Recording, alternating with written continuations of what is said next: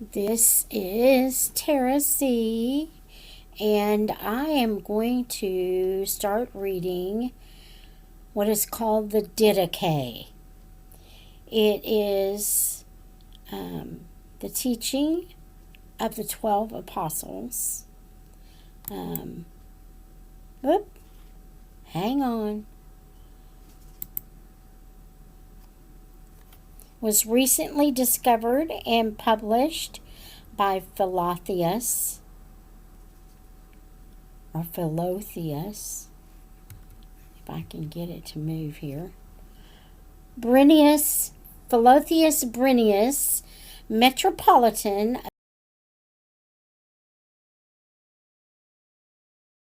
of Nicomedia, edited with a translation, introduction, and notes by Roswell D. Hitchcock and Francis Brown, who is a professor in Union Theological Seminary in New York.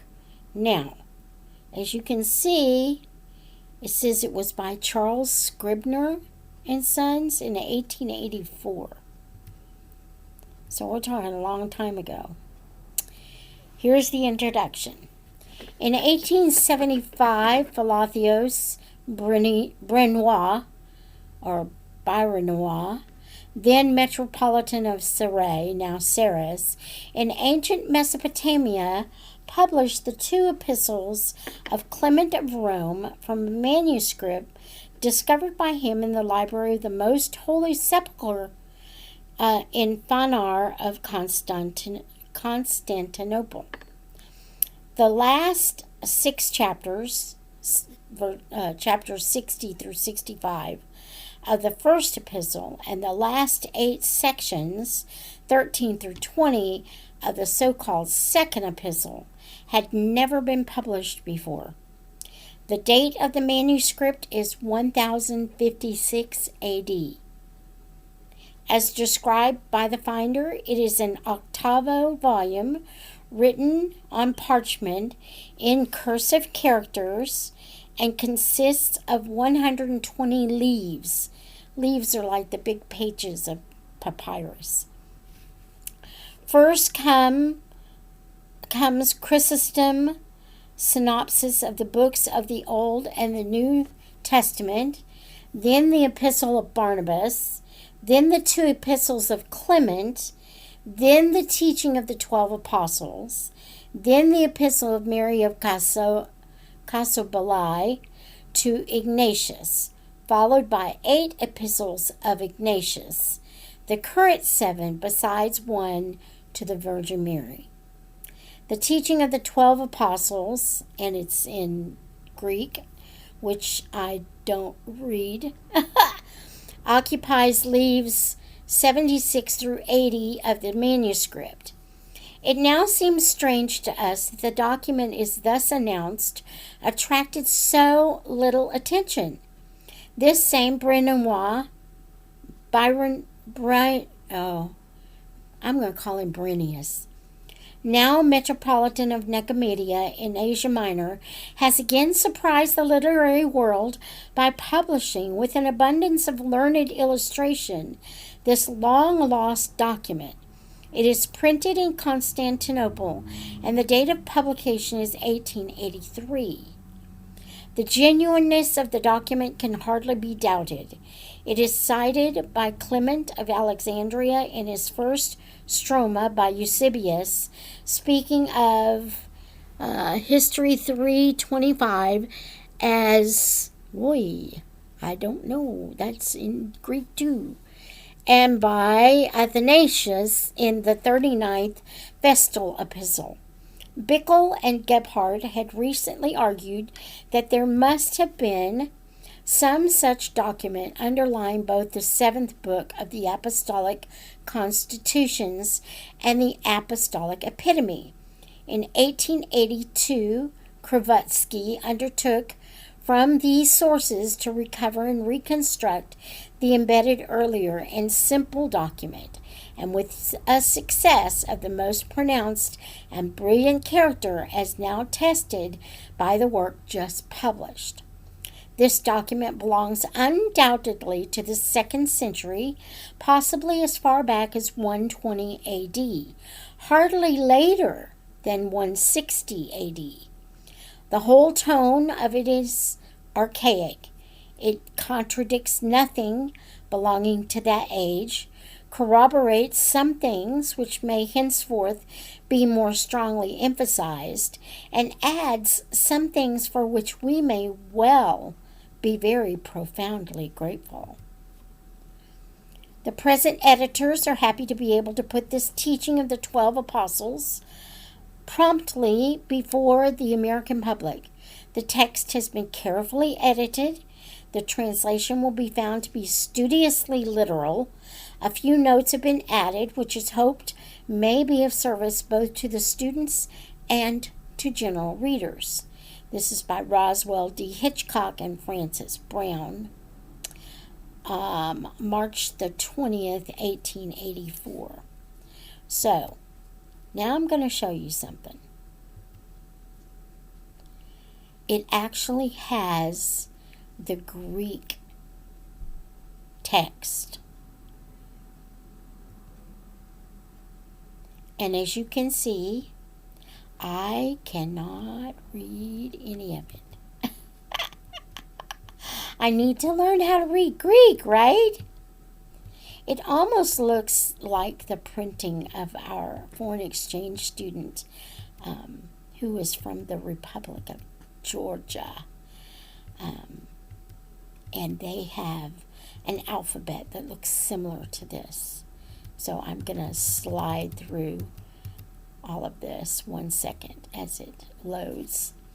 Let me go back. Now we've got the English translation. So here we go. Teaching of the 12 apostles. Teaching of the Lord through the 12 apostles to the nations. Chapter 1.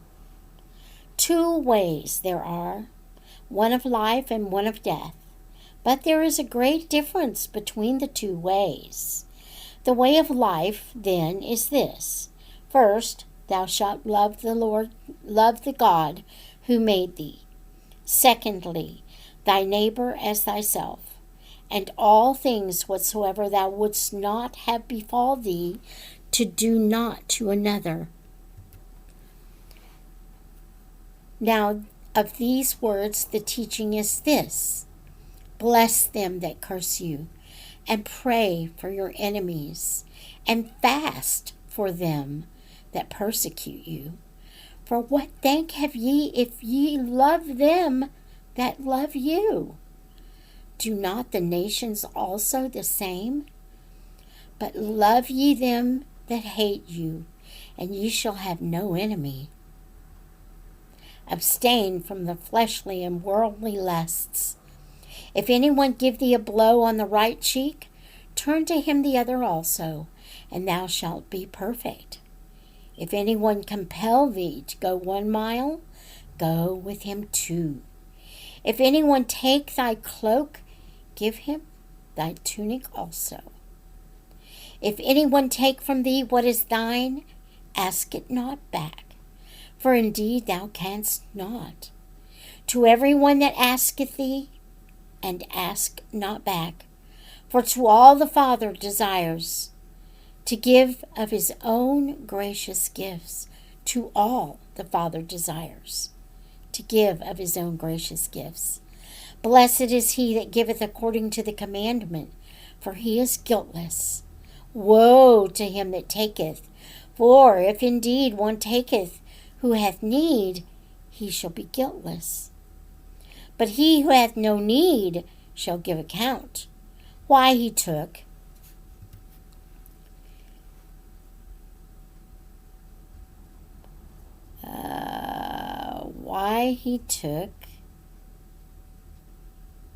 And for what purpose, and coming under arrest, shall be examined concerning what he did, and shall not go out thence until he pay the last farthing. But it hath been also said concerning this matter, let thine alms sweat in thy hands until thou knowest to whom thou shouldst give. I love that line. Let thine own sweat in thy hands. I think we say, I've got $1, it's burning a hole in my pocket or something like that. So, similar to that. Chapter 2. Now the second commandment of the teaching is, Thou shalt not kill. Thou shalt not commit adultery. Thou shalt not corrupt boys. Thou shalt not commit fornication. Thou shalt not steal. Thou shalt not practice magic. Thou shalt not use sorcery. Thou shalt not slay a child by abortion, nor what is begotten shalt thou destroy. Thou shalt not lust after the things of thy neighbor. Thou shalt not forswear thyself. Thou shalt not bear false witness. Thou shalt not revile. Thou shalt not bear malice. Thou shalt not be double-minded or double-tongued. For a snare of death is the double tongue. Thy speech shall not be false, nor empty, but filled with doing. Thou shalt not be covetous, nor rapacious, nor a hypocrite, nor malicious, nor arrogant. Thou shalt not take evil counsel against thy neighbor. Thou shalt hate no man, but some thou shalt reprove, and for some thou shalt pray, and some thou shalt love above thy life.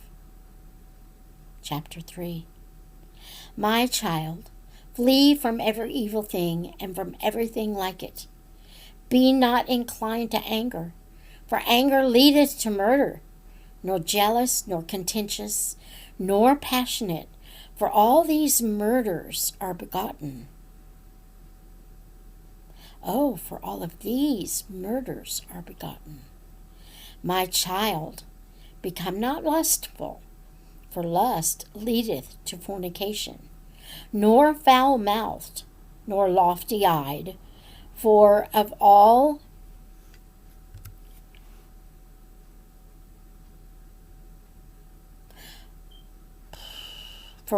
these things adulteries are begotten.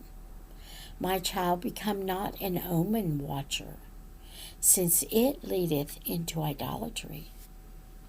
Nor an enchanter, nor an astrologer, nor a purifier, nor be willing to look upon these things, for of all these things idolatry is begotten. My child, become not a liar, since lying leads to theft, nor avaricious, nor vainglorious, for of all these things thefts are begotten. My child, become not a murmurer, since it leads to blasphemy, nor presumptuous, nor evil-minded, for of all these things blasphemies are begotten. But be meek, since the meek shall inherit the earth.